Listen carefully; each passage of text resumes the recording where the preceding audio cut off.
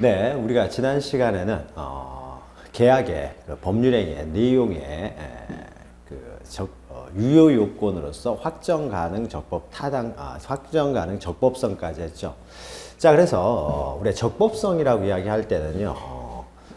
강행 규정 위반을 의미하고요. 그래서 이 강행 규정이라는 것은 선량한 풍속 기타 사회 질서와 관련되어 있는 규정을 우리는 강행 규정이라고 했죠. 그럼 여기에 이제 선량한 풍속 기타 사회 질서라는 게 있습니다. 사회 질서.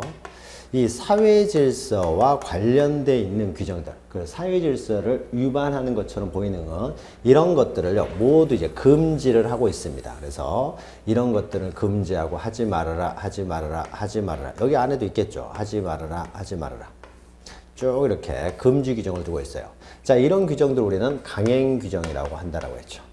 민법에 있는 강행 규정은 모두 또 효력 규정이기 때문에요. 강행 규정 위반을 하면 무효가 됩니다. 그래서 이 금지 규정, 강행 규정은 쉽게 말하면 금지 규정이 되겠죠. 법률 행위를 이런 것은 하지 말아라 라고 하는 금지 규정이 됩니다.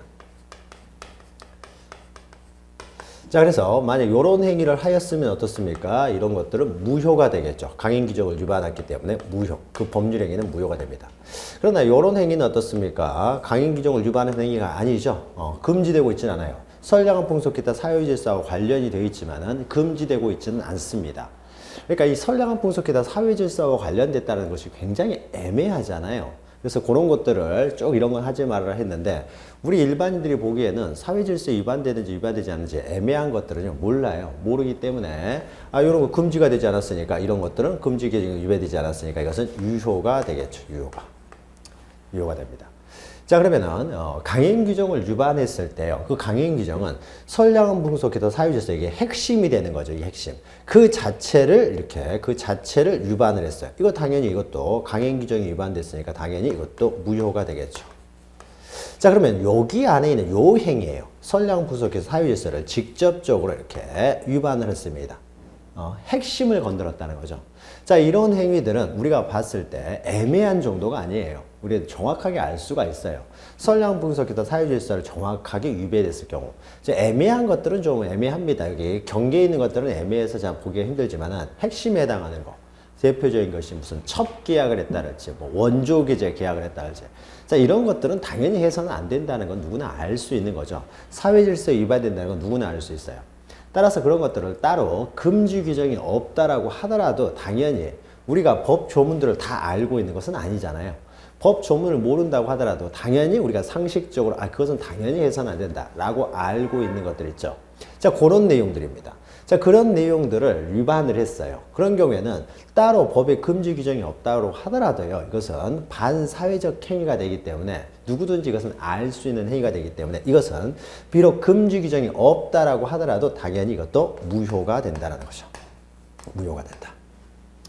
그래서 선량한 풍속 사회 질서 것을 그 핵심을 건드렸을 때는 금지 규정이 있건 없건 간에 당연히 무효가 된다는 겁니다. 물론 이 핵심 내용을 벗어났을 경우에는 금지 규정이 따로 없으면은 유효가 되지만 핵심을 건드렸을 때는 무효가 된다. 자, 이런 내용들을 뭐라고 하냐면요. 금지 규정이 따로 없다고 하더라도 사회적 타당성이 없었다. 사회 질서에 반하는 행위. 금지 규정이 따로 없다고 하더라도 사회적 타당성이 없는 행위, 이런 행위들은 당연히 무효가 된다는 거죠. 자, 요것은 어떻습니까? 금지 규정에도 위배가 되면서 또 선량한 풍속 기타 사회 질서를 또 위반해버린 거죠. 양쪽으로 위반해버린 거죠. 자, 요런 것들은 무효가 된다. 그 무효가 되는 원인은 이것은 사회적 타당성이 없기 때문입니다. 즉, 반사회 질서 행위라고 해요. 반사회 질서. 사회 질서에 반하는 행위다. 즉, 선량한 풍속 기타 사회 질서에 반하는 행위다. 반사회 질서 행위라고 하는 거죠. 이러한 행위는 그 사회적 타당성이 없다.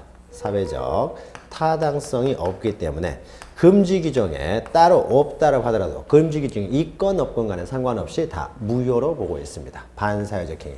자, 이건 금지 규정이 없다고 하더라도 누구든지 알 수 있는 내용이라는 거죠. 그래서 무효가 됩니다. 자, 이것이 목적의 이제 사회적 타당성과 관련된 139페이지에 있는 내용입니다. 자, 그래서 적법하다고 하더라도 즉 이것이 확정될 수 있고요. 그리고 가능하고 나아가 위법하지도 않습니다. 금지 규정이 위배되지 않았다고 하더라도 사회적 타당성이 없었을 경우, 즉 반사회 질서 행위는 무효가 된다라는 거예요. 자, 그래서 103조 보시면은, 자, 선량한 풍속에 따라 사회 질서에 위반한 사항을 내용으로 하는 법률 행위는 무효가 된다. 자, 요 행위는 금지 규정이 따로 없다고 하더라도요, 요 행위, 요 무효, 금지 규정이 있어서 무효보다 더 강하게 무효로 봐야 되겠죠. 강하게. 그렇죠? 금지 규정이 따로 없다고 하더라도 이거는 반사회 질서의 행위이기 때문입니다. 그래서 양가로 1번 밑에 보시면 의 보시면은, 자, 개개의 효력 규정이 위배되지 않았다고 하더라도, 즉 개개의 강행 규정이 위배되지 않았다고 하더라도 반사회 질서 행위는 당연히 무효가 된다. 그런데 이 반사회 질서 행위다라는 것이 너무 막연하잖아요. 어떤 것이 선량한 풍속을 위배하는 것이냐 해서 굉장히 애매하죠. 과연 유효냐 무효냐, 예, 서로 다툼이 생길 수가 있는 것이죠. 그래서 이렇게 굉장히 추상적인 법률 규정을 사용하고 있을 경우에는, 이런 경우에는 이제 애매하기 때문에요. 다툼이 많이 생기게 되고, 그러다 보면은 판례가 많이 발생하게 되고요. 그래서 선량한 풍속에다 사회질서 위배되느냐 위배되지 않은 것들은 하는 것은 결국 이제 판례에 의해서 이것은 위배된다, 위배되지 않는다라고 이렇게 판례를 통해서 이제 확정이 됩니다. 그래서 사회질서 위반의 위형 양가로 2번이 있는데, 이것은 판례에 의해서 반사회질서 행위다, 이것은 반사회질서 행위가 아니다, 이런 내용의 판례를 통해서 나와 있는 것을 정리해 놓은 거예요. 우리 시험은 간단하게 다음 중 반사회 질서 행위가 아닌 것, 반사회 질서에 해당하는 것, 이런 식으로 간단하게 나올 수가 있기 때문에 여기 있는 내용들을 여러분들이 이제 이해를 하셔야 됩니다. 자, 뭐 외울 것이 아니라요, 하나하나 읽어가면서 우리가 이해를 하면은 충분히 알 수 있는 내용들입니다. 자, 먼저요, 반사회 질서에 해당하여 이게 무효가 되는 것이 왼쪽에 있고요. 이것은 오른쪽에는 반사회 질서 행위에 해당하지 않아서 무효인 것처럼 보이지만 유효인 경우예요. 그래서 우리가 일반적으로 읽었을 때, 시험 문제 나왔을 때, 아, 이거는 반사회적인 행위가 될 것 같다, 안 좋은 행위들이죠. 이런 행위는 그냥 다 무효라고 보시면 되고, 특히 무효일 것 같지만 무효가 아닌 거, 이 오른쪽에 있는 내용, 요 내용을 잘 기억하셔야 돼요. 요 내용. 그래서 한쪽만, 오른쪽에 유효가 되는 거, 이것만 잘 기억하셔도 됩니다. 근데 왼쪽도 이제 비교하면서 보죠. 자, 먼저 왼쪽에 이제 무효가 되는 것들을 보죠. 자, 매도인의 배임행위에 적극 가담한 이중매매예요. 자, 이중매매라는 것은 갑이 을과 매매계약을 먼저 했습니다. X 물건에 대해서 소유권을 넘겨주기 전에 매매계약만 한 상태, 아직 소유권을 이전해주기 전까지는 갑이 여전히 소유자죠. 갑이 여전히 소유자인 상태에서 만약에 병이라는 사람이 내가 11억 줄 테니까 나한테 팔아라 라고 하는 거죠. X 물건을 11억 줄 테니까. 그랬더니 갑이라는 사람이 병과 또 매매계약을 했습니다. 이중으로 매매계약을 했다는 거죠. 그러면 을도 갑에 대해 X 물건에 대한 이전 청구권이 있고요. 병도 X 물건을 이전하려는 이제 채권이 있는 거죠. 자, 채권은 이렇게 항상 양립 가능합니다. 자, 이중 매매계를 계약을 했다는 거죠. 이중 매매. 자, 그러면 이중 매매는 이건 반사회적 행위냐, 이와 관련돼서 우리 판례는 자본주의는 경쟁 사회잖아요. 경쟁이기 때문에 서로 얼마든지 경쟁할 수 있습니다. 뭐 높은 가격 주겠다라고 경쟁 얼마든지 가능하기 때문에요. 단순히 이중 계약을 했다라는 이유만으로 이것이 이제 이중 계약이 되겠죠. 요 매매가 이제 이중 매매가 되겠죠. 자, 단순히 이중 매매, 이중 양도하는 계약을 했다고 해서 그 자체가 바로 무효가 되는 것은 아니라고 봐요. 그러니까 경쟁 사회이기 때문에. 그래서 원칙적으로는 유효다라고 봅니다. 유효이지만은 만약에 이 병이라는 사람이 갑의 을에 대한 배임행위, 배임이라는 건 배신적 행위를 말합니다. 이런 배신적 행위에 적극 가담했을 때요. 적극 가담했을 때. 이럴 때만 예외적으로 무효라고 봐요. 그래서 요 내용 잘 기억하십시오. 그래서 이게 가장 중요한 것은 이 배임행위에 적극 가담했느냐 안 했느냐예요. 병이라는 사람이. 이 매매 계약이 무효가 되면은 병이 손해를 보겠죠. 병이 유효이면은 병이 보호가 될 것이고요. 그래서 병을 보호할 것인가 말 것인가 있어서 병이 배임행위에 적극 가담했느냐 가담하지 않았느냐를 놓고 판단을 합니다. 자, 그래서 첫 번째 매도인이 배임행위에 적극 가담한, 갑이 매도인이니까 그 매도인의 배임행위에 적극 가담했을 경우에 병이 이럴 경우에는 무효가 된다. 그러나 오른쪽 보시면 매도인의 배임행위에 적극 가담하지 않았을 경우에는요, 이것은 유효가 돼요. 자, 이것은 넘기시면은 142페이지 보시면은 부동산 이중매매, 이중양도와 관련된 법률 관계가 있는데요. 자, 요걸 보죠. 자, 원칙으로는 유효다라는 거죠. 일단 유효다. 그러나 이 예외 보시면은 무효해가지고요. 제2매수인, 병이죠. 이게 제1매수인, 병이 제2매수인. 자, 제2매수인이 매도인의 배임행위에 적극 가담하여 이루어진 이중매매는 이것은 반사회적 행위가 돼서 무효가 된다는 것이죠. 무효가 된다. 자, 이때 적극 가담 행위는 무엇이냐 해서요. 적극 가담 행위는 매수인이 다른 사람에게 매매 목적물을 매도한 것을 아는 것만으로는 부족하고요. 팔았다는 사실을 알고서 내가 더 줄 테니까 나한테 팔아라고 했어요. 이 정도는 적극 가담한 걸로 보지는 않습니다. 이 정도는 유효하다라는 거예요. 유효하다. 이건 아니고요. 적어도 그 매도 사실을 알고도 매도를 요청하여 매매에 이르는 정도가 돼야 된다. 참 말이 비슷하죠. 근데 이게 판례가 이렇게 표현을 하고 있기 때문에 이 표현 자체를 여러분들이 좀 기억을 하시고요. 따라서 다른 사람에게 팔린 사정을 알고 다시 팔라고 한 것만으로는 반사회적 법률행위라고 볼 수는 없다라는 겁니다. 없다라는 거고요.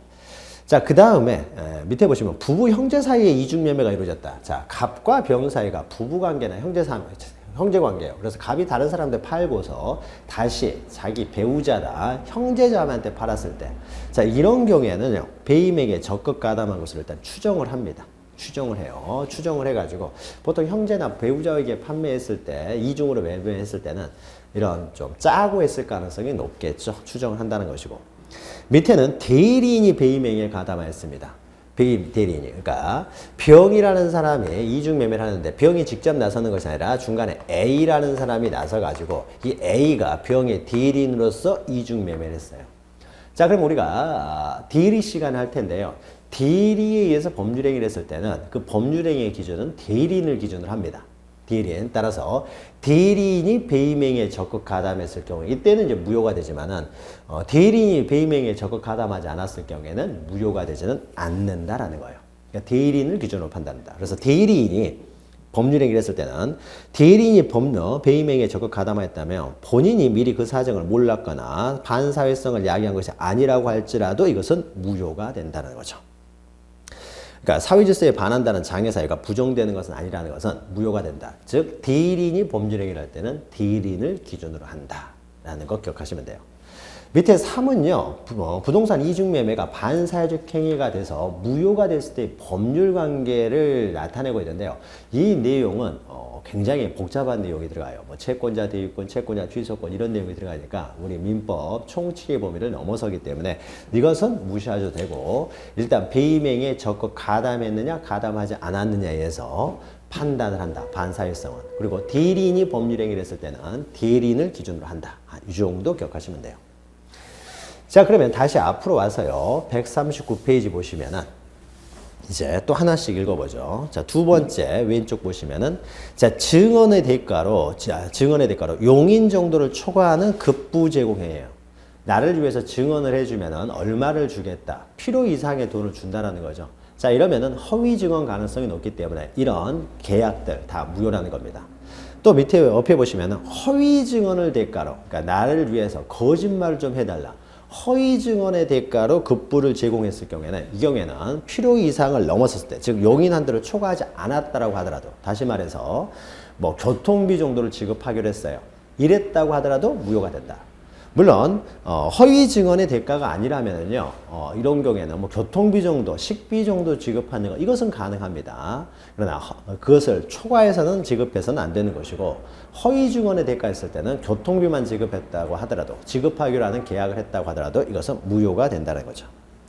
그리고 밑에는 행정기관에 진정서를 제출해 상대방을 궁지에 빠뜨린 다음 그 진정서 취하를 조건으로 하는 급부약정. 다 나쁜 행위들이죠. 자, 이런 것들도 무효고요. 자, 밑에 보험사고 가장을 통한 보험금 취득 목적을 위한 보험계약. 그러니까 보험 사기를 위해서 그러니까 사기를 하기 위해서 보험 계약을 체결하는 것이죠. 이것도 무효가 되고요. 밑에는 공무원에 대한 직무의 청탁에 따른 보수지급 약정. 그러니까 청탁을 하고 그에 따라서 어떤 행위를 해주면 내가 얼마를 주겠다. 다 부정한 행위들이죠. 이것도 무효가 되고요. 또 밑에는 당사자 일방의 독점적 지위랄지 우월한 지위를 이용한 과도한 반대급부 약정. 그러니까 계약을 갑과 을이 계약을 할 때는 대등한 지위에서 이루어졌을 때는 상관이 없지만은 어떤 한 사람이 이제 우월한 지위를 가지고 있는 거죠. 그래서 우월한 지위에서 계약을 하면서 상대방에게 과도한 어떤 반대급 부약정, 뭐 위약 벌을 준다든지, 자 이런 것들도 반사회적 행위가 된다는 거죠. 즉 독점적주의나 우월적인 지위를 이용하여 부당한 계약을 했다라는 거죠. 자 이런 것들도 무효가 되고요. 자 넘기시면은 고객의 증권거래로 발생한 손실을 보존해 주기로 하는 투자수익보장약정. 자 투자수익보장약정도요. 이건 증권거래법에서 이것도 금지를 하고 있습니다. 금지하고 있으면서 이것은 또 반사회적 행위예요. 투자수익이 발생하지도 않았는데요. 그 보장약정을 해가지고 뭐 투자수익이 0%인데 10%를 주기로 보장약정을 했어요. 자 그런 경우에 실제로 투자수익이 0인데도 10%를 지급하게 되면은 금융회사들이 이제 부실이 생기겠죠. 이익도 안 생겼는데 고객한테 10% 수익금을 주게 되면은 금융회사가 부실이 되고요. 그럼 부실이 계속 늘어나다 보면은 결국 금융회사가 망하게 되고, 망하게 되면은 전체 국민 경제가 파탄에 빠질 수가 있는 거죠. 따라서 투자수익 보장약정. 이 투자는요, 그 투자자의 어떤 위험에 따라서 위험을 안고, 투자자의 위험을 안고 그 투자를 하는 것이기 때문에요. 수익을 보장해 주기로 하는 약정. 이것도 무효입니다. 그리고 밑에는 범죄를 권하거나 가담하는 행위 또는 범죄를 포기하는 대가로 금전을 주는 행위. 이것도 뭐 범죄니까요. 포기는 뭐 좋은 것 같지만은요, 내가 너 안 죽일 테니까 1억만 달라. 이것도 말도 안 되는 계약이잖아요. 그래서 포기하는 대가로 금전을 주는 계약. 이것도 무효가 되고요. 그 밑에 경매나 입찰에서의 뭐 담합행위. 담합행위도 공정 질서를 깨트리기 때문에 무효가 되고요. 그 다음에 이게 작년에 나온 판례인데요. 형사사건에 관한 성공보수 약정입니다. 변호사들이 무죄로 풀어주게 되면, 무죄로 나온다든지 하게 되면은 거기에 대해서 성공보수금을 받기로 하는 계약이 있는데, 원래 무죄인 사람, 무죄로 풀려났다는 것은 원래 무죄인 사람이죠. 무죄인 사람에 대해서 그 변론을 하고 나서 무죄인 사람 무죄로 한 다음에 성공보수 약정을 받았다. 그러면 원래 유죄인 사람이 또 수단과 방법을 가리지 않고 또 원래 유죄인 사람을 무죄로 빼내게 되는, 그러니까 형사사법질서 자체를 깨트릴 수가 있기 때문에 형사사건에 대한 성공보수약정은 요것은 또 무효가 된다고 했어요. 형사사건. 자 그러면 이거와 비교해서요. 다시 139페이지 보시면은 이제 유효가 되는 것들이에요. 자 유효. 비슷비슷하지만 유효가 되는 것들입니다. 자 비교해서 보셔야 돼요. 자 먼저 매도인의 배임행위에 적극 가담하지 않은 이중매매. 배임행위에 적극 가담하지 않았으면 유효가 된다는 거죠. 또 밑에는요. 불가항력으로 인한 손해를 계약 당사자 일방만이 부담한다. 자, 계약 당사자 일방만이 어떤 부담을 한다든지요. 그리고 밑에도 매도인 부담의 공과금을 매수인이 부담한다. 원래 매도인이 부담할 것을 매수인이 부담한다든지. 불가항력으로 인한 손해를 계약 당사자 일방만 부담한다든지. 자 이런 것들도 반사회적 행위 아니냐라고 하지만은 갑과 을이 대등한 지위에 있는 걸 전제로 합니다. 대등한 지위에 있으면서 계약을 하면서요. 거기서 만약 문제가 생기면 내가 책임질게 라고 하는 거죠. 내가 부담을 하겠다. 공과금을 갑이 부담할 걸 내가 부담하겠다. 이것은 대등한 지위에서 자유로운 의사에 의해서 자기가 부담하겠다고 했으니까 이건 유효입니다. 그러나 만약에요. 만약 갑이 우월한 지위를 가지고 있어요. 이 사람이 우월한 지위를 가지고 있고 이 사람이 열등한 지위를 가지고 있습니다. 그래서 이 사람이 우월한 지위를 이용해 가지고 이 사람이 모두 부담을 떠안겨버리면 이것은 반사회적 행위예요. 그래서 왼쪽에 있는 맨 밑에 있죠. 독점적 지위나 우월한 지위를 이용하게 되면은 이것은 반사회적 행위가 된다. 그러나 독점적 지위나 우월한 지위를 이용한 것이 아니라면은 대등한 지위에서 이루어졌다라면은 이것은 얼마든지 자유롭게 자유의사에 의해서 이루어진 것이기 때문에 유효가 되는 거죠. 우월적 지위랄지 독점적 지위를 이용해서 이루어지면은 이 사람은 어떻습니까? 자유의사에 의해서 자기가 부담하겠다는 것이 아니잖아요. 그러니까 이런 것은 무효가 된다. 비교해서 보시면 되고요. 또 밑에는 반사회적 행위로 조성된 비자금을 은닉하기 위한 임차에게. 자, 요거 잘 기억하세요. 비자금을 조성하는 것은 반사회적 행위입니다. 반사회적 행위예요. 이것은 반사회적 행위로 무효예요. 그러나 이 조성된 비자금을요, 은닉하기 위한 임치행위예요. 은닉하는 겁니다. 그래서 조성된 비자금이 뭐 10억의 비자금을 조성해서 그 비자금을 은행에 임치를 했다든지 아니면 다른 사람한테 좀 맡겨놨다든지 이런 것은 유효다라고 하는 겁니다. 유효다라고 하는 거예요. 그래서 이건 잘 구별하셔야 돼요. 반사회적 행위로 비자금을 조성하는 행위는 이것은 반사회적 행위지만은 그 반사회적 행위로 조성된 그 재산을 은닉하는 비자금을 은닉하는 임치라는 것은 맡긴다라는 거죠. 임치행위 그 자체는 반사회적 행위가 되지 않는다는 거죠. 자, 이것을 이렇게 유효로 보는 이유는요. 우리가 인문강에서 보았지만은 이 반사회적 행위가 돼서 무효가 됐을 때는요. 이행 전에는 이행할 필요가 없지만은 이행 이후에는 또 반환 청구를 못 합니다. 반환 청구를. 그러니까 예를 들면 이런 게 되겠죠. 갑이라는 사람이 비자금을 조성을 해가지고 을한테 맡겨놨어요. 근데 만약에 맡겨놨는데 이게 반사회적 행위가 돼버리면 갑이 을한테 반환 청구를 못 해버립니다. 반환 청구를 못하게 되면은 이 비자금 조성을 통해서 손해보는 사람들이 있겠죠. 이런 사람들이 갑한테 청구에 들어가야 되는데 반환 청구를 못하게 되면은 A가 이 돈을 가져올 수가 없게 돼요. 자, 이런 것들 때문에 은닉행위 자체는 반사회적 행위가 아니다. 그래서 반환 청구를 할 수 있도록 하기 위해서요. 이 나온 판례는 어디서 나오냐면요. 우리 과거에 노태우 전두환 이런 비자금 사건에서 나온 거예요. 이 노태우 씨가 비자금을 맡겨놨어요. 근데 그 비자금을 국가가 추징을 해야 되는데 조성하는 행위는 반사회적 행위예요. 그래서 비자금을 맡겨놨는데요. 만약에 비자금을 되돌려받지를 못하면 국가가 추징을 못하게 되잖아요. 반사회적 행위로 무효가 됐을 때는 가져오지를 못하게 되거든요. 반환 청구를 못하기 때문에 추징도 못하는 문제가 생기기 때문에 그 비자금 은닉행위 이것은 반사회적 행위는 아니라고 봤어요. 그래서 반환 청구가 가능하고 반환 청구가 가능해야 국가가 추징이 가능하기 때문이죠. 그래서 비자금 은닉하는 행위, 은닉행위 이것은 반사회적 행위는 아니다라는 거고요. 자, 그 다음 밑에는요. 매매계약 체결 당시 정당한 대가를 지급하고 목적물을 매수했어요. 자, 우리가 반사회성, 적법성, 가능성은 매매계약 체결 당시 법률행위 성립시를 기준으로 합니다. 그러니까 이 당시에는 어떻습니까? 어떠한 반사회성도 가지고 있지 않아요. 그러나 그 후에 그 목적물이 범죄행위로 취득한 것을 알게 되었습니다. 그러니까 법률행위 성립 당시에는 사회적 타당성이 존재했던 거죠. 반사회성이 없었기 때문에 이것은 유효라고 하는 것이고요.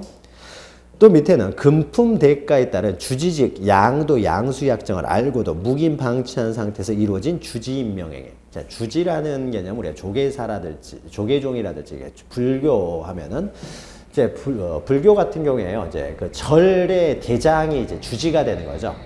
근데 이 주지직을요, 돈을 받고 서로 이제 사고 팔았다라는 거죠. 해서는 안 되는 것인데, 아무튼 주지직을 양수 약정을 했어요. 금품 대가에 따라서.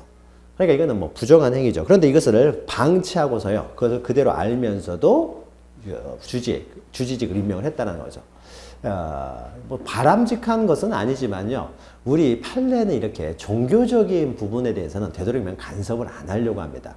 간섭을 안 하려고 하다 보니까 이것도 바람직한 것은 아니지만은 이것을 굳이 뭐 무효로 한다든지, 그러니까 종교 거기서 안에서 해결하라는 의미에서요, 이것을 그냥 무효로 보지는 않았어요. 무효로 보지는 않았다. 그리고 밑에 보시면 민사사건에 관한 성공보수약정입니다. 이것은 형사사건하고 틀려요. 형사사건은 어떤 국가의 형사사법체계와 관련된 것이기 때문에 성공보수약정이 무효가 됩니다. 그러나 민사사건에서는요, 국가의 형사사법체계 이런 것이 아니라 당사자 간에 그냥 그 대상관계 다툼이 생겼을 뿐입니다. 따라서 여기에 대한 성공보수약정, 이것은 무효라고 보지를 않았어요. 이것은 유효합니다. 그래서 왼쪽에 우리가 전에 봤던, 앞에서 봤던 넘기시면 있는 것이죠. 마지막에 있는 형사사건 성공보수약정은 무효이나 민사사건의 성공보수약정은 유효다. 이것도 구별해서 보셔야 돼요. 그래서 왼쪽과 오른쪽을 잘 구별해서 보셔야 됩니다. 그리고 넘기시면 참고표 해가지고요. 거기 보시면 단순한 강제 집행을 명하기 위하여 허위의 근저당권 설정됐기를 했습니다. 이것은 우리가 뒤에서 보게 될 이것도 무효예요. 이것은 통정 허위 표시에 의해서 이루어졌기 때문에 무효예요. 즉 사회적 타당성이 없다든지 그 내용 자체가 잘못돼서 무효가 되는 것이 아니라 통정 허위 표시가 돼서 무효가 될 뿐입니다. 그래서 이것은 사회적 타당성과는 상관이 없어요. 통정 허위 표시 때문에 무효가 되는 겁니다. 그래서 강제 집행을 면하기 위하여 허위의 근저당권 설정됐기는 무효이긴 무효이지만은 반사회적 행위는 아니에요. 그러니까 우리가 무효라고 해서 다 반사회적 행위가 되는 것은 아닙니다. 요 행위예요, 요 행위. 반사회 질서계. 그러니까 요런 것은요, 무효이긴 합니다. 강행 규정을 위반해서 무효이긴 하지만 이것은 반사회적 행위로 무효가 되는 것은 아니에요. 그렇죠? 요 행위만 이제 반사회적 행위가 돼서 무효가 되는 거죠. 그래서 무효라고 해서 모든 게 반사회적 행위가 되는 건 아닙니다. 무효이지만 이것은 의사표시의 불일치, 통정허위 표시, 우리가 뒤에서 보겠지만 그 의사표시에 문제가 있어서 무효가 되는 것일 뿐 반사회적 행위가 돼서 무효가 되는 것은 아니고요. 또 그다음에 무효인 명의신탁 약정에 의한 타인 명의 등기. 자, 무효인 명의신탁 약정입니다. 자, 명의신탁 약정은요, 이것이 부동산 투기라든지 탈세 이용될 수가 있기 때문에 명의신탁 약정을 이제 무효로 보고 있습니다. 그런데 이 명의신탁 약정의 무효는 우리 판례가 어떻게 보냐면요, 단순히 강행규정 위반으로만 봅니다. 단순한 강행규정 위반일 뿐인 것이지 반사회적 행위로 무효가 되는 것은 아니라고 해요. 그래서 무효이긴 하지만 이것은 반사회적 행위로 무효가 되는 것이 아니라 단순히 강행규정 위반의 무효일 뿐이다라는 것이죠. 그래서 반사회적 행위에 해당되는 건 아니라고 봤어요. 자, 그리고 그 이외에도요, 반사회적 행위로 보는 것들은 많이 있습니다. 자, 밑에 인륜에 반하는 행위에서요. 자, 밑에 보죠. 무효가 되는 거. 처가 있는 남자와 다른 여자와의 혼인이에요. 결혼한 사람이 다른 사람과 뭐 약혼을 한다든지 다 이건 무효입니다. 또 원조 교제 계약 이런 무효예요. 이런 것들은 처의 동의가 있었느냐 없었느냐를 불문합니다. 이것은 사회 질서에 반하기 때문에 무효가 되는 것이지 배우자의 어떤 권리를 침해하기 때문에 무효가 되는 게 아니에요. 배우자의 권리와는 상관없이 반사회적이기 때문에 무효가 되기 때문에 뭐 개인의 동의가 있었느냐 없었느냐 이건 중요한 게 아닙니다. 무효가 된다. 또 부첩계약 다 무효가 되겠죠. 첩계약이 되는 거죠. 첩계약. 그래서 이것도 마찬가지예요. 반사회적 행위로 무효가 되기 때문에 처의 사전 승인이 있었느냐 없었느냐 이런 다 무효입니다. 그래서 뭐 처의 사망, 이혼한 경우에 다시 입적하기로 하는 부수적 약정 이런 것도 다 무효예요. 그러니까 결혼한 사람이 첩계약을 하는 것은 다 무효라는 것이죠. 그리고 그 종료를 해제 조건을 하는 증여 이건 조금 이따 설명합니다. 종료를 해제 조건을 하는 증여 이것도 무효가 되는데 조금 이따 설명하고요. 또 자와 부모, 자식과 부모가 동거하지 않겠다는 계약 이런 것도 또 뭐 이상한 계약이죠. 그 다음에 자식의 부모에 대해서 불법 행위로 손해배상을 청구하는 거 이런 것들도 다 인륜에 반하는 행위로서 다 무효가 된다. 자, 그런데 오른쪽에요. 이 오른쪽에 잘 구별하셔야 돼요. 반사회적 행위에 해당하지 않고 유효가 되는 것인데 이것은 종래의 부척관계, 첩관계를 청산하는, 청산에다 동그라미 치시면 됩니다. 그러니까 부척관계 계속 유지됐어요. 이것은 반사회적 행위입니다. 그런데 그 이외에 종료시킨다는 거죠. 청산을 하고 그 사이에 출생한 자식의 어떤 부양료를 지급하는 것을 내용을 합니다. 그러니까 부척관계가 일단 종료가 됐고요. 거기서 낳은 자식에 대한 부양료를 지급하기로 했으니까 이것은 유효하기로 한 것이고요. 또 밑에는 불륜관계를 단절에다가 체크하시고요. 자, 단절하면서 그동안의 희생을 배상하고 장래 생활대책을 마련해 준다는 뜻에서 금원을 지급하기로 했어요. 이것도 단절하는 계약이 되겠죠. 그러니까 청산하는 계약, 단절하는 계약. 그러니까 부척관계를 유지시키는 계약은 무효가 되지만 부척관계를 청산하고 단절하는 계약 이런 것들은 유효하다라는 겁니다. 유효하다는 거죠.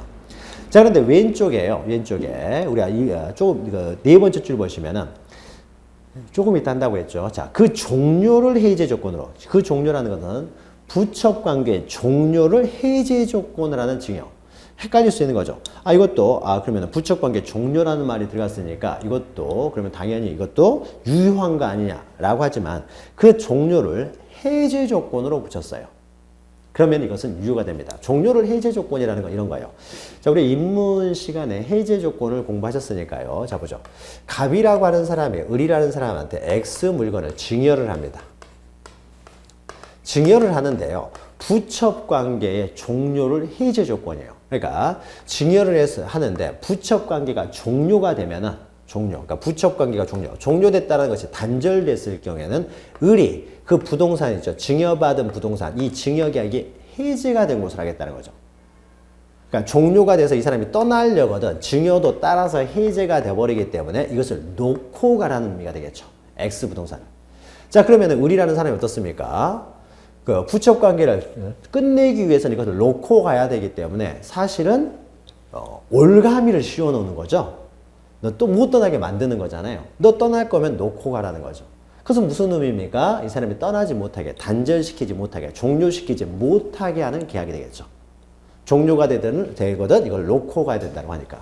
그러니까 증여를 하긴 했는데 부척관계가 종료가 되면 그 증여를 증여했던 물건을 돌려주기라는 계약. 자, 이런 것은 결국 어떻습니까? 부척관계를 계속 유지시키려는 계약이 되겠죠. 가려고는 놓고 가라. 그러니까 이것은 부척관계를 유지시키는 계약이 됩니다. 그래서 종료라고만 딱 단절, 종료, 청산 이런 말만 들어가면은 유효가 될 텐데 그 종료를 다시 해제 조건을 해서 증여를 했을 때 증여가 이루어졌는데 그게 종료를 해제 조건을 했을 경우에 자 이런 경우에는요 부척관계를 유지시키는 계약이 되기 때문에 이것은 무효다라는 거죠. 자 이렇게 구별하시면 되고요. 자, 그 밑에는 또 개인의 자유를 심히 제한하는 행위에서 자, 밑에 보시면은 자, 사찰의 존립, 존재를 상실케 하는 증여계약. 그러니까 중이 저를 팔아먹는다든지 하는 거예요. 자, 이런 것들은 무효라고 하는 것이고요. 그 다음에 도박 자금의 대부, 대여, 빌려주는 거죠. 그리고 도박 채무의 부담행위. 자, 도박이라는 말이 들어가면은 도박 계약, 도박을 한다는 것이 갑과 을이 도박을 해서 도박 계약을 하는 거죠. 지는 쪽에서 돈을 지급하기로 하는 약정. 이게 도박이죠. 지는 쪽에서 재산을 증여한다. 재산을 내놓기로 했다. 이런 도박이라는 개념이 들어가면요. 이것은 다 무효예요. 다 무효. 그래서 의무를 부담했다고 하더라도 이건 다 무효가 되는 거죠. 도박빚은 안 갚아도 된다는 거죠. 이건 다 무효이니까요. 그런데 이제 도박빚은 안 갚아도 됩니다. 법적으로는 안 갚아도 되지만은 안 갚으면은 죽죠. 잘못하면. 그러니까 도박을 해서는 안 되는 거죠. 법보다 현실은 이제 죽음이 또 이렇게 앞에 오는 거죠. 아무튼 법적으로는 이제 무효가 된다는 겁니다. 그래서 도박이라는 말 들어가면 다 무효다라고 생각하시면 돼요. 자, 그 다음에 변제 약정 또는 그 변제를 위한 토지 양도 계약. 이것도 연결되는 거예요. 그러니까 이것은 점이 하나 있는 것이 아니라 도박 자금과 관련된 내용이에요. 그러니까 이거 연결해야 됩니다. 연결. 이거는 그러니까 도박 자금과 관련돼서 그 돈을 갚기로 하는 계약이라든지 도박계약 자체도 반사회적 행위고 그걸 변제하기로 하는 약정이라든지 또 변제를 위해서 도박빚을 갚기 위해서 토지를 양도 그 도박빚 갚기 위해서 대신 어떤 토지를 주기로 하는 약정 다 이것은 도박관계를 전제로 도박의 유효를 전제로 하는 계약이 되기 때문에 다 무효가 됩니다. 다 무효가 된다. 그리고 밑에 보시면요 강박에 의하여 의사결정의 자유가 완전히 박탈된 상태에서 이루어진 의사표시요. 자, 목에 칼을 대고 여기다 사인하라고 합니다. 목에 칼을 댔기 때문에 어떻게 사인할 수밖에 없죠. 이것은 나의 의사 자유가 전혀 없는 상태에서 이루어진 계약이 되겠죠. 따라서 이런 것들은 절대적으로 의사의 자유가 없는 상태에서 이루어진 계약이기 때문에 이것도 반사회적 행위로 무효로 봐요. 그리고 밑에 또 불공정한 법률행위. 불공정한 법률행위도 무효인데 이 불공정한 법률행위는 우리가 조금 있다가 반사회적 행위를 한 다음에 그 이후에 합니다. 이후에 하기 때문에 다음 시간 하니까 그때 살펴보고요. 자, 그러면 오른쪽에 보시면은요, 반사회적 행위에 해당하지 않는 거예요. 먼저, 학교법인의 학원 운영 양도 계약이요. 학교법인이, 학교를 운영하는 과정에서 능력이 안 되면은 학교를 어떻게 됩니까? 넘겨야 되겠죠. 다른 쪽으로 넘겨야 되겠죠. 이것은 유예요. 그러니까 왼쪽에 중이 저를 파는 것과는 좀 다른 겁니다. 이건 다른 거예요. 그래서 구별해서 보셔야 돼요. 학교를 자신이 팔아버리면 절이 계속 유지가 안 되는 거예요. 유리가 안 되는 거예요. 팔아버리면 유지가 안 되는 것이기 때문에 이건 무효가 되지만은 학교법인이 자신이 학교를 운영할 능력이 안 돼서 학교 운영을 양도하기로 했습니다. 학교 운영을. 그러면 이런 경우는 유효하다는 것이고요. 그 다음에 도박과 관련돼서요. 다 도박이라는 말이 들어가면 다 무효가 되는데 도박과 관련해서 딱 하나 유효가 되는 것이 있는데 그 내용이 밑에 있는 거예요. 자, 도박을 합니다. 둘이서 도박을 해요. 그러면 도박과 관련된 갑과 을 사이의 모든 계약들, 도박이란 말이 들어가면 다 무효가 됩니다. 자, 다 무효가 되니까요. 자, 갑과 을이요. 갑이라는 사람이 X 부동산을 내놓고요. 을이라는 사람은 Y 부동산을 내놓고 도박을 했습니다. 도박을 했는데 결국 을이 이겼어요. 자, 을이 이기게 되면은 X 부동산까지 넘어오게 되는 거죠. 자, 넘어오게 되니까 을이 X에 대해서 이제 소유권을, 그러니까 이때 소유권을 이전 등기는 등기소유자이기 때문에 소유권 이전 등기에 필요한 서류들만 놓고 지금 도박을 한 거죠. 갑과 을이 예전으로 하면 집문서 이런 게 되겠죠. 땅 문서. 이런 걸 놓고 이제 도박을 해가지고 결국 을이 이겼어요. 자, 을이 이겼으니까 을이라는 사람은 X 물건에 대해서 이제 소유권을 취득할 수 있는 기회가 생겼는데 소유권을 취득하기 위해서는 이 부동산에 대해서는요, 등기를 해야 소유권을 취득할 수가 있어요. 자, 등기를 해야 소유권을 취득할 수 있는데 갑이라는 사람이 등기를 하기 위해서는 을이 단독으로 등기를 할 수 있는 것이 아니라 갑과 을이 공동으로 가서 등기를 신청을 해야 됩니다. 그러니까 을의 입장에서 어떻습니까? 이겨봤자요. 그 서류만 가지고는 등기를 못해요. 갑이 나와야만이 등기를 할 수가 있습니다.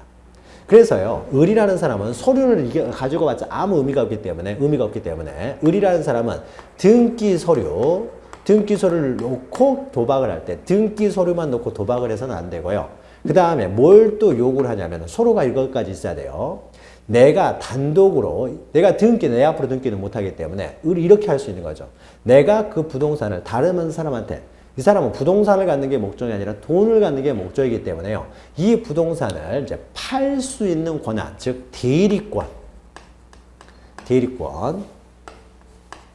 수여, 즉 위임장, 이것까지 받아야 돼요. 위임장.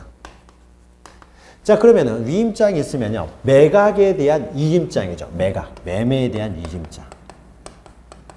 이것까지 받아야 의미가 있습니다. 그래서 그 물건을 이제 현금화 시키기 위해서는요, 자기 앞으로 등기해서 팔아야 되는데, 자기 앞으로 등기해서 팔 수가 없어요. 만약에 진 사람이 등기 절차 협조해주지 않으면은, 그러면 을이라는 사람이 자기 이름으로 팔 수도 없잖아요. 등기가 갑 이름으로 돼 있기 때문에 자기 이름으로 팔 수도 없고, 자기 이름으로 팔려면 등기를 해야 되는데 등기 절차에 협조해주지 않으면 등기도 못 하고요. 그러나 자기 이름으로 돼 있지 않다고 하더라도 팔 수 있는 방법이 을이 갑으로부터 팔 수 있는 대리권을 가지고 있으면 팔 수가 있는 거죠. 남의 이름으로 돼 있다고 하더라도 우리가 인문강에서 대리 배웠죠. 을이라는 사람이 갑의 이름으로 팔 수 있는 대리권만 있으면 이것을 팔아먹을 수가 있습니다. 팔아가지고 나온 돈으로 자기가 가지면 되겠죠. 그래서 도박을 할 때는요, 등기 서류만 받아서는 안 되고요, 그 위임장까지 함께 이제 받아야 되는 거죠. 그래야 이제 의미가 있는 거죠. 그래서 을이라는 사람이 등기 서류뿐만 아니라 위임장까지 다 받았어요.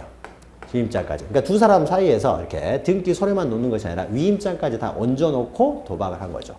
자, 그래서 을이 승리를 해가지고요, 자, 등기 서류와 그 위임장을 가지고요, 을이라는 사람이 이 물건을 이제 대리인으로서, 즉, 갑의 대리인으로서 병에게 팔았습니다. 즉, 매매를 한 거죠. 마치 을이 갑의 대리인인 것처럼 해서요. 자, 그러면은 등기 서류 다 가지고 있고요, 위임장까지 가지고 있으니까 병은 을이 대리권이 있다고 당연히 믿을 수밖에 없죠. 그래서 병이 그 물건을 샀습니다. X 물건을. 자, 그러면 이때 어떻습니까? 만약에 도박 관계는 무조건 다 무효라고 했는데, 그러면은 이 위임, 대리권 수요, 이 대리권 수요 행위도 도박을 전제로 이루어졌기 때문에 이것도 당연히 무효가 돼야 될 텐데, 이것도 무효가 돼버리면요, 우리가 뒤에서 보게 될 대리를 하다 보면은 이 매매 행위가 대리권 없는 사람에 의해서 매매 행위가 이루어졌기 때문에 이것은 무권 대리가 됩니다. 자, 무권 대리가 되면 이것이 무효가 돼버리는 거죠. 무권 대리가 돼서 무효가 되면 누가 피해를 보겠습니까? 돈 주고 산 사람, 병이 피해를 보겠죠. 무권 대리니까 병은 돈 주고 샀지만 이 물건의 소유권을 취득하지 못하게 돼버리잖아요. 그러니까 결국 도박한 사람, 이 두 사람은 나쁜 사람이니까 이 두 사람 사이에서는 다 무효로 봐야 돼요. 다 무효로 해야 되지만은 도박도 하지 않은 선의의 병이 여기에 때문에 영향을 받아서 피해를 봐서는 안 되기 때문에 두 사람 사이에 도박과 관련된 모든 내용은 다 무효입니다. 다 무효이지만은 유일하게 갑이 을에게 수여한 대리권 수요, 그러니까 두 사람 사이의 도박 관계는 다 무효이지만은 이 도박 관계 밖에 있는 병을 보호하기 위해서 대리권 수요만큼은 유효라고 봐요. 나머지는 다 무효이지만 두 사람 사이에. 그래서 대리권 수요가 유효가 되어야 어떻습니까? 이 매매가 유권 대리가 돼서 매매가 유효가 되고요. 그래야 병이라는 사람이 완전한 소유권을 취득하게 되겠죠.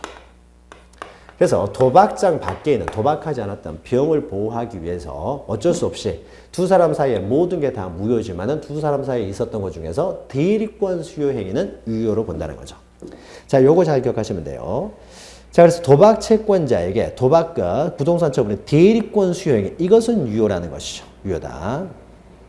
그래서 도박 채권자와 선의의 상대방 사이에 이루어진 매매 행위도 따라서 유효가 된다는 거죠. 그래서 병이 소유권을 취득한다. 그래서 대리권 수요 행위만 잘 기억하시면 돼요. 또 밑에는요, 우리가 강박, 의사표시 시간 할 텐데요. 자, 법률행위 성립 과정에서 강박이라는 불법적 방법이 사용된 데에 불과했을 경우에요. 그러니까 강박을 했다라는 것은 전화해가지고 안 팔면 죽이겠다라고 했어요. 그러니까 협박을 한 것이죠.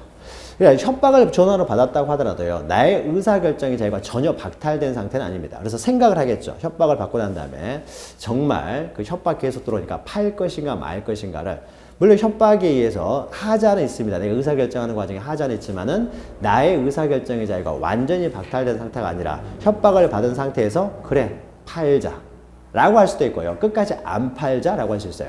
그러면 이때 의사결정의 자유가 완전히 박탈된 상태는 아니었던 것이죠. 자, 이런 경우에는요. 반사회적 행위로 무효가 되는 것은 아니고요. 단순히 강박을 이유로 의사결정 형성, 의사 형성 과정에 하자가 있기 때문에 취소할 수만 있는 거죠. 그래서 이것은 강박을 이유로 취소할 수만 있을 뿐 반사회적 행위는 아니다라는 거죠. 그러나 왼쪽에 있는 것처럼 의사결정의 자유가 완전히 박탈됐어요. 목에 칼을 댔다라는 거죠. 그러면 뭐 의사결정의 자유 자체가 전혀 없는 상태에서 사인을 한 거잖아요. 이것만 이제 반사회적 행위로 무효가 된다라는 겁니다. 또 밑에 기타 보시면요. 자, 또 밑에 보시면 어떤 경우에도 혼인하지 않겠다, 이혼하지 않겠다 이런 것들은 개인의 자유를 너무 강하게 제한하기 때문에 이것도 무효가 됩니다. 또 의무강제를 통한 채권자의 의기에 비해 위약벌, 계약을 위반했을 때 벌칙이 너무 강합니다. 그러면은 계약을 할 수도 있고요. 계약 자유도 있지만은 때로는 계약을 해지할 수 있는 자유도 어느 정도는 보장이 돼야 됩니다. 그런데 위약벌이 너무 계약을 위반했을 때 벌이 너무 강했을 경우에는요, 너무 과도했을 경우에는 이런 경우에도 의사의 자유, 개인의 자유를 너무 강하게 침해하는 행위로 해서요, 이것도 무효가 됩니다. 또 밑에는 뭐 윤락행위인데 이런 것도 다 무효가 되겠죠. 자, 그런데 오른쪽에 있는 내용은 이제 유효가 되는 겁니다. 자, 보죠. 부정행위 용소의 대가로. 부정행위라는 것은 뭐 어떤 간통행위를 했다랄지 뭐 이런 게 됩니다. 이런 것들이 뭐 형법적으로는 더 이상 범죄는 아닙니다만 민법적으로는 이제 부정행위가 되기 때문에 이혼 사유가 되고 여러 가지 또 부정행위를 했기 때문에 위자료를 뭐 물어야 되고 이런 것들은 존재할 수 있어요. 그러니까 민법상의 손해배상 문제는 남아 있습니다. 형법적으로 범죄가 아니라는 것이지 간통행위를 했을 때는 민사상의 어떤 손해배상 책임 이런 것들은 여전히 남아 있어요. 자, 이런 부정행위 용서, 근데 용서를 했네요. 대가로 부동산을 양도를 합니다. 그러니까 남자가 이제 부정행위에 걸렸어요. 그랬더니 아내가 부정행위 용서를 해줘요. 대신에 갑이라는 이 이름으로 되어 있는 등기되어 있는 모든 재산을 나에게 양도해 달라고 합니다. 그럼 양도해주면 용서해 주겠다는 거죠. 그래서 용서의 대가로요, 부동산을 양도를 해요. 근데 양도를 했는데 을이라는 사람이 이걸 부부관계가 유지됐을 때는 어차피 갑의 것, 을의 것이 별 의미가 없는데 을이 양도를 하자마자 다 팔아버리면 어떻습니까? 다 팔아버리면 갑은 이제 아무것도 가진 게 없는 뭐 사람이 되는 거죠. 자, 그래서 부부관계가 유지되는 동안에는요, 처분할 수 없도록 하는 것. 자, 이런 것들은 또 유효라고 봤어요. 그래서 요거 특징이 있으니까 잘 기억하세요. 용서의 대가로 양도하되 부부관계가 유지되는 동안에는 이제 처분할 수 없도록 하는 것. 이것은 유효라고 봤어요. 또 밑에는 귀국 후 일정 기간 근무하지 않으면 해외 파견 소요공비를 배상한다는 사규나 뭐 이런 약정이에요. 보통 회사에서 유학을 보내준다든지 하게 되면 대신에 갔다 와서 이 회사에서 일정 기간 동안 근무를 하도록 하는 규정들이 있어요. 근데 그 일정 기간 동안 근무를 하도록 하는 거, 이거는 유효하다는 거예요. 그러나, 1년 보내주고 20년간 여기서 일해야 된다. 자, 이런 것들은 개인의 자유를 너무 심하게 침해하기 때문에 이런 건 무효가 됩니다. 그래서 적당한 기간 동안에, 근무하도록 하는 거. 그래서 근무하지 않았을 경우에는 그 유학 비용을 배상하도록 하는 것. 이런 것들은 유효하다는 겁니다. 또 적당한 범위 내에서 영업의 기간, 또 영역, 종류를 제한하는 것. 이것은 뭐 음식점 영업할 때 이렇게 나오죠. 뭐 중국집 있어가지고 능력 있는 주방장이 있어서 그래서 굉장히 잘 팔렸어요. 그런데 잘 팔리고 나니까 이 주방장이 바로 옆에다가 중국집을 또 차려버립니다. 그러면 여기 망하게 되겠죠. 그래서 이 계약을 할 때 일정 기간 동안 너 여기서 주방장을 그만두면 일정한 기간 동안에는 요 근처에서는 바로 요 근처에서는 중국집을 못 열게 하는 거. 이게 적당한 수준에서 이루어진다면 이것은 유효하다라는 거죠. 그래서 적당한 범위 내에서 이렇게 제한하는 건 유효하다라는 겁니다. 자, 그래서 여기 나와 있는 내용들은 여러분이 좀 기억을 하셔야 돼요. 기억을 하셔야 되고. 자, 오른쪽에 양가로 3번은요, 이제 사회질서 위반의 모습인데, 우리가 지금까지 했던 이 사회질서 위반 행위들요. 자, 이런 행위들을요, 뭐, 직접적으로 위반했을 경우에는 당연히 반사회적 행위가 되겠지만은, 직접적으로 위반하지 않았다라고 하더라도요. 자, 두 번째 줄 보시면 그 내용 자체가 반사회질서 행위가 아니라고 하더라도, 법률적으로 이를 강제하거나 또는 법률행위에 반사회질서의 적인 뭐 조건, 금전적 대가가 결부되는 경우, 이런 경우에도 반사회적 행위가 되는 거죠. 그러니까 예를 들면 우리가 갑이 을에게요, 1억 원을 준다. 1억 원을 증여를 했어요. 자, 증여 자체가 반사회적 행위는 아닙니다. 그런데 조건이, 반사회적 행위가 조건이 붙는 거죠. 나한테 첩을 살아준다면은 1억 원을 주겠다. 그러면 그 1억 원의 증여 행위까지 다 무효가 됩니다. 그러니까 단순히 그냥 갑과 을 사이에 첩 계약을 했어요. 첩 계약. 첩 계약을 했으면 그 자체로 이것은 반사회적 행위로 당연히 그 내용 자체가 반사회적이기 때문에 첩 계약을 하면 당연히 무효가 됩니다. 그러나 첩 계약을 하지 않고 증여 계약을 했다고 하더라도요. 첩을 살아준다면 이라고 하는 반사회적인 조건이 결부가 됐다. 이런 것도 무효가 됩니다. 자, 그리고 중요한 것은 옆에 있는 표시되거나 상대방에게 알려진 법률행위 동기가 반사회적인 경우, 이걸 동기의 불법이라고 하는데 요거 잘 기억하세요. 그래서 여기서 줄 그으세요. 표시되거나 상대방에게 알려진 법률행위 동기가 반사회 질서인 경우. 자, 이런 건 이런 겁니다. 자, 갑이라는 사람이요, 도박꾼이라고 해보죠. 도박을 굉장히 열심히 하는 사람이에요. 자, 갑과 을이라는 사람이 도박을 했어요. 자, 도박을 했으면은 도박과 관련된 것들은 다 무효라고 했죠. 반사회적 행위가 돼요. 물론 대리권 수요행 요것을 제외하고는 다 무효입니다. 그래서 도박장에서 갑과 을이 도박하는 행위, 그리고 도박을 통해서 금전을 급부하기로 했다랄지 이런 것들 다 무효가 돼요. 자, 그러면 이제 도박을 이렇게 하는 거 두 사람 사이는 다 무효가 됩니다. 그런데 갑이라는 사람이 도박을 하려니까 이제 돈이 떨어졌어요. 그래서 친구한테 와가지고요, 병이라는 친구한테 와가지고 1억만 빌려달라고 합니다. 1억만. 자, 1억만 빌려달라고 하는데 친구는요, 이 사람이 도박을 이렇게 하는지도 몰랐어요. 그래서 1억 빌려달라고 하니까는 병이라는 사람이 왜 빌려가려고 하느냐라고 이렇게 이유를 물을 수도 있고요. 1억이 너무 큰가요? 자, 이유를 물을 수가 있는데 정말 좋은 친구는 어떤 친구입니까?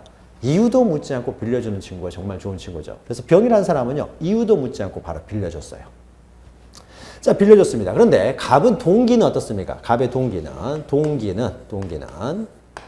반사회적이죠. 도박하기 위해서 돈을 빌린 거예요. 그래서 동기에 어떻습니까? 반사회성이 있는 거죠. 사회성이 있습니다. 동기에 반사회성이 있다고 하더라도요. 그러면은 동기에 반사회성이 있으니까 병이 갑에게 빌려준 이 1억 원에 빌려주는 계약이요. 자, 그러면 이것도 무효가 되느냐라는 거예요. 자, 동기에 반사회성이 있으니까 무효다라고 해서 이것도 무효가 돼버리면 그럼 병이 어떻습니까? 빌려준 돈을 못 받게 되는 거죠. 근데 병이라는 사람은 이런 동기를 알 수가 없잖아요. 왜 도박하려고 돈을 빌리는 건 어떻게 합니까? 그러니까 이런 경우에는 병을 보호할 필요가 있으니까 이런 경우에는 유효하다라는 거죠. 자, 그러니까 동기가 반사회성을 가지고 있을 때는 만약에 갑이라는 사람이 병한테 나 도박하려고 1억을 빌린다 라고 표시가 됐을 때는 병이 알았죠. 알았음에도 돈을 빌려줬기 때문에 이런 경우에는 당연히 무효가 돼서 병을 보호할 필요가 없습니다. 그러나 표시되지 않으면 병은 모르겠죠. 그냥 모르고 돈을 빌려줬을 때 이런 경우에는 병을 보호해야 되니까 이런 경우에는 반사회적 행위가 아니다라는 거죠. 그래서 유효가 돼서 병원갑한테 1억 원을 청구할 수 있습니다. 그런데 표시가 되지 않았다라고 하더라도, 굳이 표시하지 않았다고 하더라도 병이 당연히 알고 있는 경우가 있어요. 어떤 경우냐면요, 보통 도박은요 둘이서 이렇게 하는 것이 아니라 도박장에서 이루어집니다. 도박장에서. 그래서 도박장에서 여러 사람들이 도박을 하고 있어요. 그러면 도박장 안에는요 이렇게 고리대금업자가 또 한 사람이 있습니다. 이 사람은 도박을 하는 사람은 아니고 돈만 빌려주는 사람이에요. 고리대금업자, 고리로 빌려준 사람이죠. 자, 도박장에서 도박을 하다가 돈이 떨어져가지고 병한테 와서 돈 좀 빌려달라고 합니다. 자, 그러면 이때 갑이라는 사람이 나 도박하기 위해서 돈을 빌립니다 라고 반드시 표시를 하지 않았다라고 하더라도 병은 당연히 알고 있는 거죠. 도박하기 위해서 돈 빌리는 걸. 따라서 반드시 표시가 되지 않았다라고 하더라도 이미 상대방에게 그 도박하려고 돈을 빌린다는 것이 알려져 있을 경우요. 자, 이렇게 알려져 있을 경우, 자, 이런 경우에는 병이 알고 있기 때문에 이런 경우에도 이것은 무효라고 해야 되겠죠. 무효라고 해야 됩니다. 자, 그래서 그 내용이죠. 그 반사회적인 동기가요, 표시가 되었을 경우는 당연히 무효가 되고, 또 표시가 되지 않았다고 하더라도 이미 상대방이 알고 있습니다. 알고 있어요. 알려져 있다는 거죠. 이러면은 이것은 동기가 반사회성을 가지고 있는 경우에도 무효가 된다는 거죠. 예, 계약은. 그러니까 갑은 어떻습니까? 돈 안 갚아도 된다는 거죠. 근데 안 갚아도 되는데, 법적으로는 안 갚아도 되는데, 안 갚으면 이제 죽게 되는 거죠. 그러니까 어떻게 해서든 또 갚아야 되는 거죠. 자, 그래서 여기까지 동기의 불법까지. 그 밑에다가 이거 동기가 반사회적인 경우 이런 걸 동기의 불법이라고 해요. 동기의 불법. 이것을 동기의 불법이라고 합니다. 그래서 동기의 불법은요, 무조건 다 무효가 되는 것이 아니라 예외적으로 어떻습니까? 동기가 표시되거나 상대방에게 알려졌을 경우만 무효가 된다. 라고 기억하시면 되고요. 자, 양가로 4번은요. 사회질서 위반의 요건에서요. 객관적으로 이 행위가 법률 행위가 반사회질서의 행위가 될 것이며 나아가서 인식하고 있어야 되겠죠. 근데 반사회성인지 아닌지는요. 우리가 보통 인식이 가능하잖아요. 자, 이런 것들은 이제 주관적 요건을 갖추게 되면은 반사회적 행위가 된다. 자, 마지막으로 반사회질서 행위와 관련돼서 중요한 것으로 양가로 5번 보시면은 사회질서 위반 행위의 효력입니다. 자, 그러면은 갑과 을 사이에요. 갑과 을 사이에 X 물건을 이제 증여를 했습니다. 증여해서요. 을 앞으로 등기까지 되어 있습니다. 그런데 이거 단순히 이 정도는 이제 유효가 되지만은 첩계약을 하기로 하고 첩이 돼주기로 하는 것을 조건으로 해서 첩이 되는 것을 조건으로 해서 증여가 됐다는 거죠. 그러면 이 전체 첩계약만 무효가 되는 것이 아니라 증여계약까지 전체가 다 이것은 무효가 됩니다. 반사회적 행위가 돼서 반사회성을 갖게 돼서 다 무효가 된다는 거죠. 자, 무효가 됐을 때 효과예요. 효과. 자, 무효는요. 이것은 뭐죠? 절대적 무효입니다. 이 법률행위는 무효가 되고요. 절대적 무효라는 것은 우리가 뒤에서 보겠지만 선의의 제3자도 보호되지 않습니다. 누구에게나 무효를 주장할 수 있다. 절대적 무효라는 거죠. 누구에게나 무효를 주장할 수 있다. 또 밑에 보시면은요, 무효를 알고 추인하여도요. 우리가 무효행위의 추인이 뒤에 이제 무효 시간이 나오게 되는데, 무효인 행위는 추인하여도 여전히 무효인 행위죠. 무효인 행위를 추인해봤자 이건 여전히 무효인 행위이기 때문에 추인하여도 아무런 효력이 생기지 않는다는 거죠. 물론 이 반사회성이 어떤 법률행위의 일부만 반사회성이 있었을 경우에는 일부 무효의 법률에 따라서 이것도 우리가 무효 시간 하는 거죠. 일단 전부를 무효로 하지만은 유효인 부분에 대해서는 당사자의 가정적 의사에 의해서 이 부분만을 유효로 하기로 하는 가정적 의사가 인정되면 그 부분은 또 유효가 될 수도 있다. 자, 이건 일부 무효 법률에서 하는 거죠. 자, 우리가 그것은 뒤에서 다룹니다. 자, 반가로 2번은 이제 권리 변동의 문제인데요. 자, 이렇게 무효가 됐을 경우에는요. 자, 일반적인 무효에 있어서 이렇습니다. 일반적인 무효는요. 반사회적 행위로 무효가 됐을 때도 마찬가지고요. 법률행위 자체가 무효가 됐어요. 자, 증여계약 자체도 무효가 된다는 거죠. 자, 무효가 되기 때문에 만약에 아직 등기를 을 앞으로 해주기 전이에요. 즉, 이행 전이라면 증여계약 자체가 무효이기 때문에 을은 갑에게 어떤 채권, 갑도 을에게 어떤 채권, 서로가 어떻습니까? 갑이 을에게 첩을 살아달라는 채권, 을이 갑에게 이것을 물건을 이전해달라는 채권, 이런 채권 채무들이 발생을 하지 않는다는 거죠. 법률행위 자체가 다 전체가 무효가 됐으니까요. 그래서 이행 전에는요, 이행할 필요가 없다라는 거죠. 이행을 요구할 권리도 없습니다. 권리도 없고요. 이행할 의무도 없고요. 권리도 없고 어떠한 권리 의무가 발생하지 않는다. 첫 번째 줄 보시면은 무효인 경우는 이행 전에는 이행할 의무가 없다는 거죠. 그래서 어떠한 권리도 발생하지 않고 이행 의무 뭐 이런 것들 이행을 요구할 수 있는 권리도 발생하지 않는다. 그래서 모든 무효의 공통점입니다. 법률행위가 무효가 되면 당연하겠죠. 문제는요. 이행 후예요. 이행 후. 자, 그 다음에 있는 다음 단어 세 번째 줄에 있죠. 이미 이행됐을 경우는 어떻게 하느냐.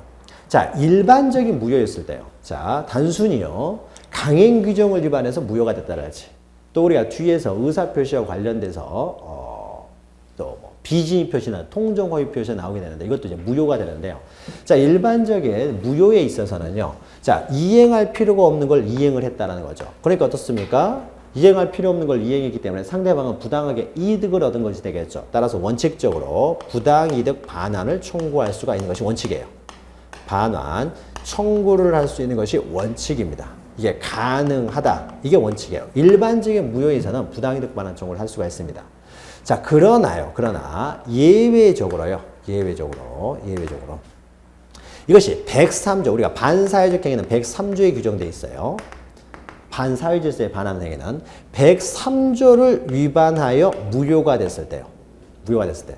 자, 이런 경우에는요. 이런 것들. 자, 103조를 위반하여 이행이 이루어졌을 때. 이행이라는 것이 이제 급부가 이루어진 거죠. 이런 경우에는 이것을 불법 원인 급여라고 합니다. 불법 원인 급여. 여기서 불법이라는 의미는 바로 103조를 위반했다는 것을 의미해요.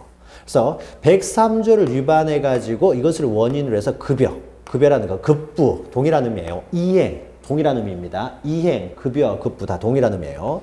급여가 되는 것이 됩니다. 자, 그러면은 불법 원인 급여가 됐을 경우에는요. 우리 법에서 뭐라고 되어 있느냐? 저 뒤에 있어요. 746조에 있는 건데 우리가 배우지 않은 내용이죠. 이때는요. 부당이득 반환 청구를 부정합니다. 반환 청구를 부정해요. 자, 이 부정하는 이유는 뭐냐면요. 자, 그러면은, 자, 갑과 을 사이에요. 아직 증여를 하기 전이었으면요. 을이 아무리 첩을 살았다고 하더라도 을이 갑에게 X 물건에 대해서 이전 등기를 해달라고 하게 되면은 이것은 권리예요, 권리. 자, 권리라고 하는 것은요. 결국 법원에 의해서 보호가 되는 겁니다. 그래서 갑이 이행을 하지 않으면 을이라는 사람이 법원에 와가지고 자신의 권리를 행사해야 되는데 자, 이런 권리를 법에 의해서 공과 공권력에서 보호해줄 필요가 없는 거죠. 필요가 없기 때문에 을이 와가지고 이 권리를 행사하지 못하도록 합니다. 그래서 이행전에는 이행할 필요 없어요. 근데 만약에 이행이 됐습니다. 자, 이행이 됐을 경우 등기까지 됐어요. 자, 등기가 됐었는데 이게 나중에 무효가 되는 거죠. 자, 무효가 되면 갑은 을을 상대로 부당이득 반환 청구를 할 수 있어야 돼요. 자, 부당이득 반환 청구 이것도 권리죠. 그럼 갑이 을에게 권리를 행사하려면 법에 의해서 보호를 받아야 되는 것인데 법에 의해서 보호받을 수 있는 것들만 권리로서 보호를 해줍니다. 근데 갑은 어떻습니까? 법에 의해서 이 사람의 부당이득 반환 청구권이라는 것을 보호 가치가 없는 거죠. 그러니까 갑이 법원에 와가지고 청구를 하게 되면 법원에서는 갑을 보호할 가치가 없으니까 권리로서 보호해주지 않겠다라는 겁니다. 그래서 부당이득 반환 청구가 일반적인 무효에 있어서는 가능하지만 이렇게 103조 위반으로 급부가 이루어졌을 경우에는 이럴 경우에는 불법 원인 급여가 돼가지고요.